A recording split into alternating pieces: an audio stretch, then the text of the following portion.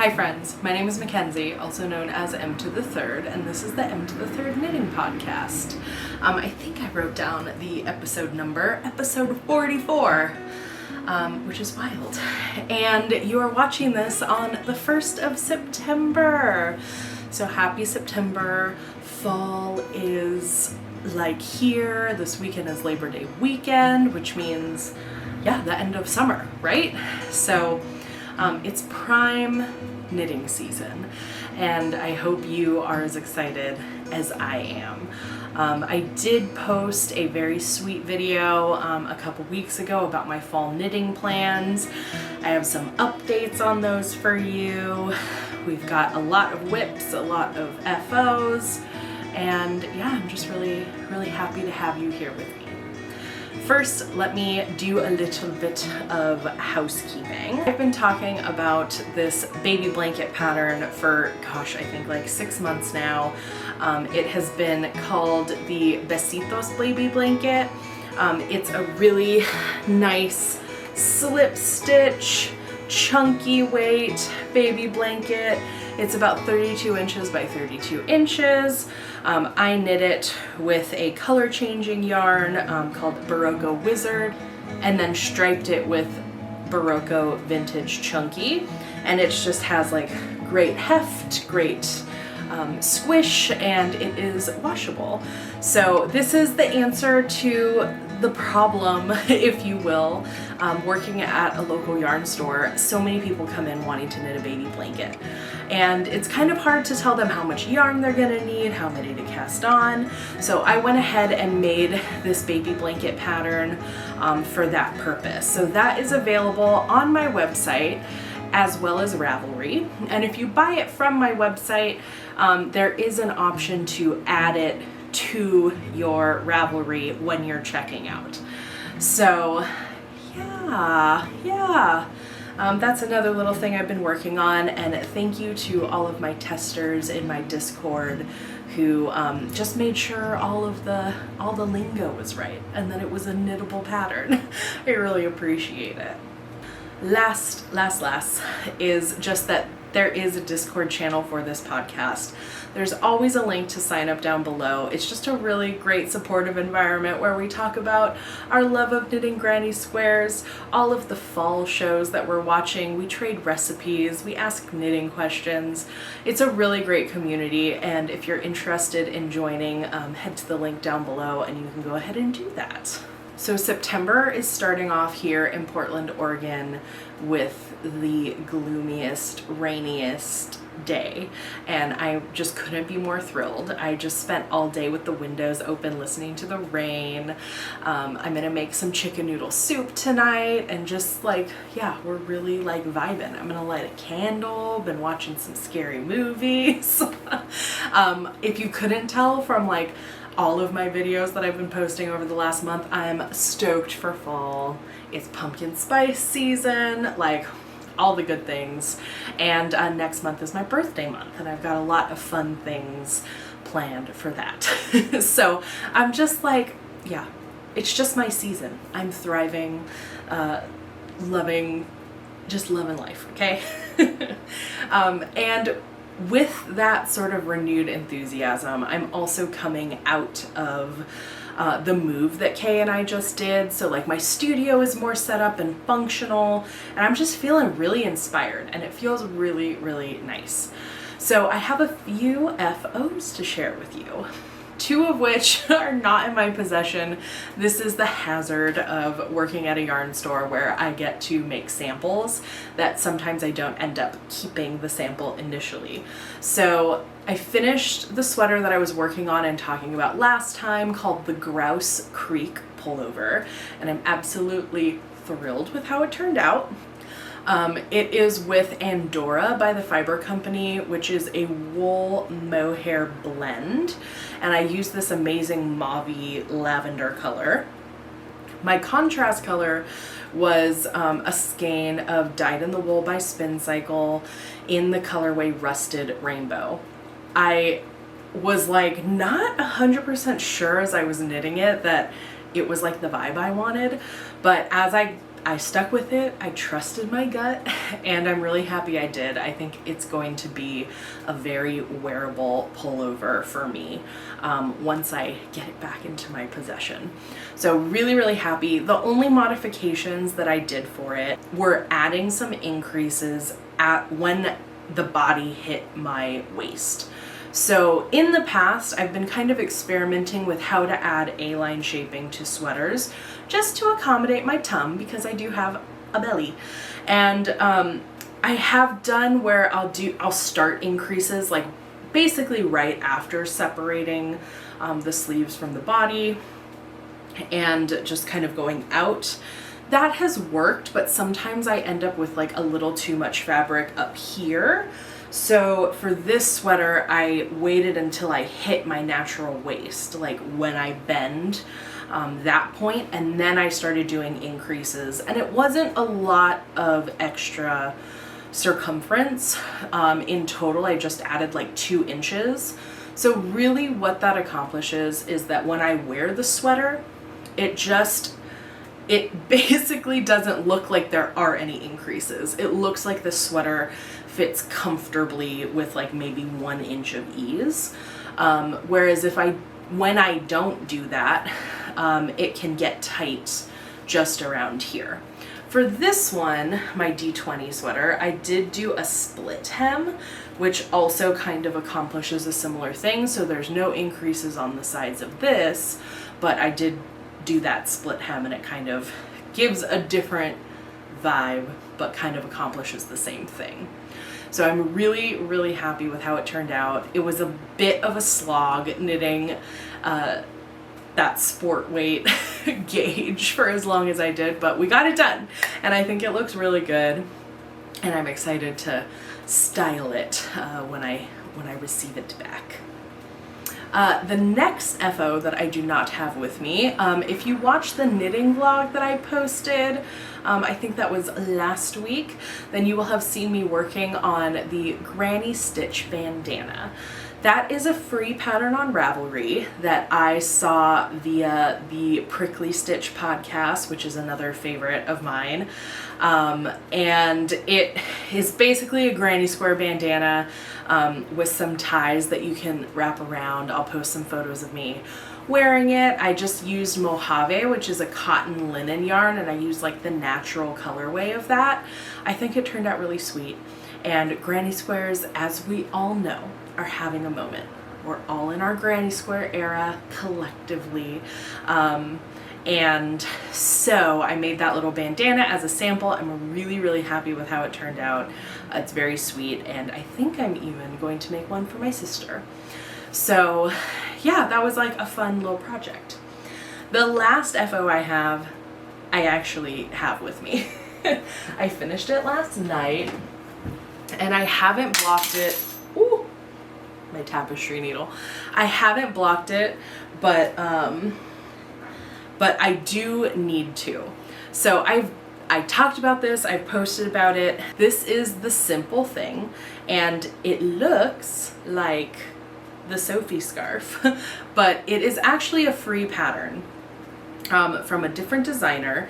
And one of the things about the Sophie scarf that I took issue with when I saw them done was that the edge, it was just like, it just started, and the 2 I-cord, because there's I-cord along the edge of it, were just like open.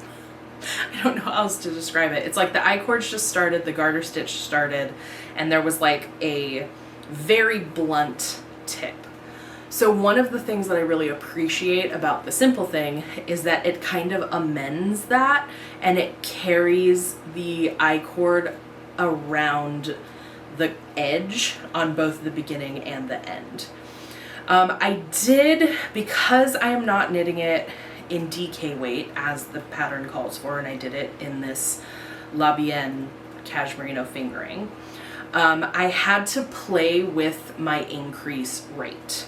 So I initially started, first I misread the pattern, knitting hubris, right? I was like, I know how this is gonna go. And I was increasing every right side row. that was not where I was like, this is not right. It's so wide. So then I reread the pattern, and you're supposed to do every 4th row, which is what I attempted to do, but again, the pattern is written for DK weight. So I started doing that, and I was like, this is still like too wide. This is not what I want. So I ripped it back again, and what I settled on was every 6th row. I did an increase initially, and then it basically got to a point where I didn't want it to get any wider. So for a while, I just knit straight. The pattern tells you, of course, to like knit until you're halfway through the skein of yarn. That way you don't end up with any extras. And then once you're at that halfway point and you figure that out by weighing it, then you start doing your decreases. But again, I didn't want it wider than this. So I knit for a while, and then I did my decreases. And I actually decided to do my decreases on the opposite side of where the increases were. So I ended up with this kind of like parallelogram shape. And usually I'd be like, oh, it's fine, I haven't blocked it, but this is gonna stretch quite a bit. And I want it to do that. So yeah, this is gonna be just so much fun to wear for the fall. The color is like incredible. It's looking totally neon. And I'm going to knitting camp like next week or a couple weekends. And it's like the perfect camp counselor vibe. Garter stitch, little buddy. So I'm hoping that once it's blocked, I'll be able to wrap it around like twice and then tie it. It's a little small for that now, but I am pretty sure it's just gonna totally grow. Another funny little story about this. So many of you have heard me talk about my friend Zoe of Junebug and Darlin. So we were texting, she was going on a backpacking trip, and she's like, are you working today? I'm gonna go buy some yarn. I was like, I am not working today. And she was like, well, then I'm gonna go yarn shopping without you. And I was like, rude. So anyway, she explained to me that she wanted a little project to take, and she was like, and I'm thinking about doing the Sophie scarf. And I was like, I literally have yarn caked up sitting right next to me that I am planning to do the simple thing with, and I was like, don't buy the Sophie scarf pattern because the simple thing is free and like looks nicer. So I sent her the link, and she was like, oh my god, that's so funny. Like, I'm really looking for a bright red yarn like Jewel Weed from Ritual Dyes. And I was like, are you freaking kidding me? This is so typical of us. Like, we have like a pair of pants that are almost exactly the same, and we like try not to wear the same outfit when we go out together. It's very goofy. So I was just like, really? So I was like, look, I'm not going to use the whole skein. I'm going to have like half of it left over for what I want to do. Why don't you just come pick up the other half of the skein? And she was like, okay, that's so funny. Yeah, cool. So she was like, how much do I owe you for the half of the skein? And I was like, I don't know. I look it up. I like punch in how much I spent on it. And I was like, just give me like $10. And then we have a favorite restaurant here in Portland called Sweetie D. We do like breakfast together once a month for like small business owner accountability. And we always go to Sweetie D. And so as I'm scrolling after we had had this conversation, I see that Sweetie D has this amazing like tomato corn chev tart that they had, like it was on special for the day. And so I just like sent her the link, and I was like, you could also just buy me a slice of this on your way over, and we can call it good. And so she shows up with a Sweetie D tart, and it was like the best thing ever. So I haven't checked in with her about her progress on hers, but I know she took it backpacking, and it was just a very sweet and funny little moment, little knitting moment. And I do have a lot of this left, so if she runs out from what she wants, there's more of it, but I love that pop of color, and I feel like I will do more with that skein. So yes, and as always, I'll leave all of the patterns that I'm using down below, and any yarn that's like relevant I will also leave down below. And I think that's all for FOs, which actually is pretty good for me right now. Cast something on, cast it off, made some progress on a bigger project. I'm feeling good about all of those things. So moving right along into whips. So I'm still working hard on my sister's big ol' crochet blanket. And one of the things that I have been doing is having you all help me on live streams. So now that I'm like more settled into my space, I'm back to doing live streams once a week. And I've been having a ton of fun. If you are hanging out on the live stream and you donate some money to my Ko-Fi, then you get to pick the next color for the granny square. And then I roll a dice and then I make however many rounds of the color that you pick. And I keep a little tally because I can't finish them on the live because it's just too much crochet. But it's been super fun. So this is one that I finished. This is actually not one of the live stream ones. This is one that I have finished. So that's added to the pile. And then we've got this one, which was partially a live stream one. I think it's so fun. Love it a lot.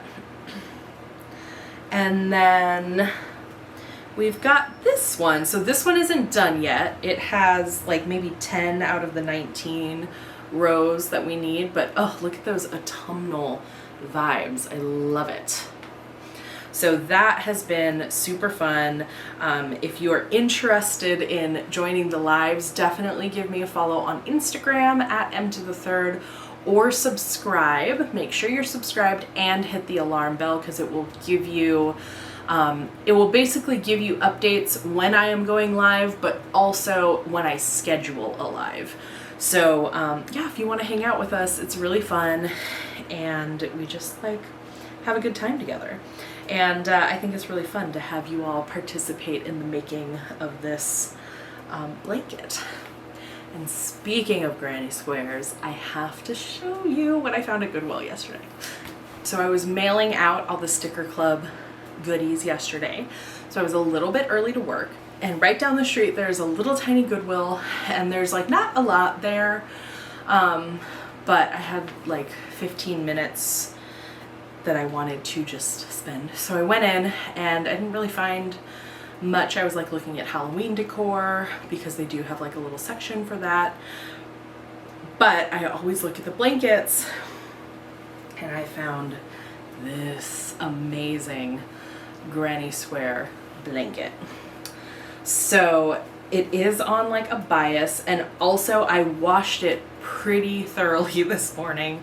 I put it in my top load machine with detergent and let it sit for 15 minutes, spun it out, and then would do it until the water ran clear. And it took like 3 times, so it needed it. And then I dried it. It is acrylic, I can tell.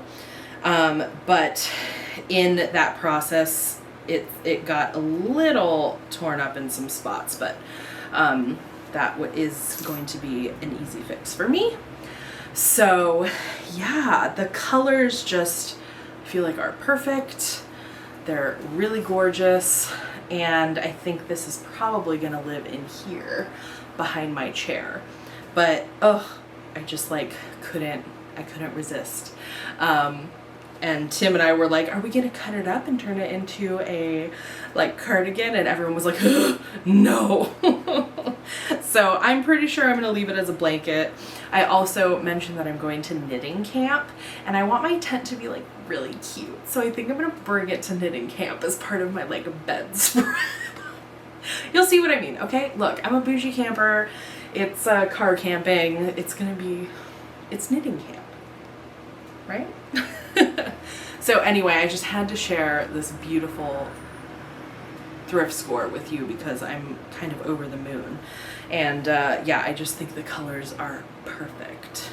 So the last whip that I have is one that I talked about in my like fall planning video that I'm very excited about. And it is my Festive by Amba O'Brien. The colors are just stunning. I am just over the moon. So I finished the body. I decided to do about 13 inches for the body, and I have started here the first half of this. So a couple of things I wanted to talk about with this guy. First of all, I decided to block it what ended up being about 3/4 of the way through the body. I could tell that things were like smooshed. I could tell like the hemline was folding up. It's like just a little tiny bit of ribbing. And one of the yarns that I'm using is superwash. So I felt like to get an accurate measurement of how far I had knit on the body, I needed to block it, and I'm really, really glad that I did. Because at knit night, I was talking to my friend Nia, and I was like, oh, how much do you think I have of this? And she was like, definitely like 7.5 inches. And I measured and it was like 4 or something like that. And I didn't knit much more after that point when we were laughing about it. Maybe she said 10 and it was 7. I think that's what it was. But after I blocked it, it was 10.5 inches. And that is because I stretched it like lengthwise, which lost some of the width, which is what I wanted. And it just like, everything just relaxed, which is the magic of blocking. So I'm really, really glad I did it, because if I had waited until the end to block it, it would have just gotten a lot bigger. It is always like a little bit of a pain in the butt because you have to wait for it to dry, and if you're in the middle of knitting something and feeling pretty gung-ho about it, you have to put it aside for a couple of days. But the end result of the fit being much nicer is well worth it, in my opinion. So that's one thing. The other thing is that the front of the vest is a V-neck. I haven't begun doing the decreases on the neck edge. And I think what I want to do is change the pattern to be a crew neck. It's just something that I would wear more often. I am not the biggest fan of V-necks, and I think for the way that I'm intending to style it, a crew neck just makes a lot more sense. So I was wondering if you would be interested in me doing like maybe just a vlog or a little tutorial of how I'm going to make that change happen. So if that's something that you're interested in, let me know, and I'll plan on doing that. So yeah, just a couple things I wanted to mention in terms of this whip, but I'm very excited about it. I put it on hold for a few days to finish up the simple thing, which was well worth it in my opinion. And now I will block that buddy, and yeah. Okay, so the last thing that I wanted to talk to you about is knitting related, but it's gonna seem like it's not knitting related. If you were hanging out on my live stream within the last week, you will have heard me talk about this, and you may have seen a little nod to it on my Instagram. But let me tell you a little story. So Kay and I were at Powell's, which is a very large and amazing independent bookstore here in Portland. And we were walking around, and we had gone there with the mission to get a Oregon postcard, because their baby cousin is collecting postcards from every state in his like 3rd grade class. So we went looking for a postcard, and we were walking around and looking at books because it's very, very hard not to. And I picked out a knitting book to add to my like naughty knitting pattern collection, which if you would like a tour of, let me know and I will give you one.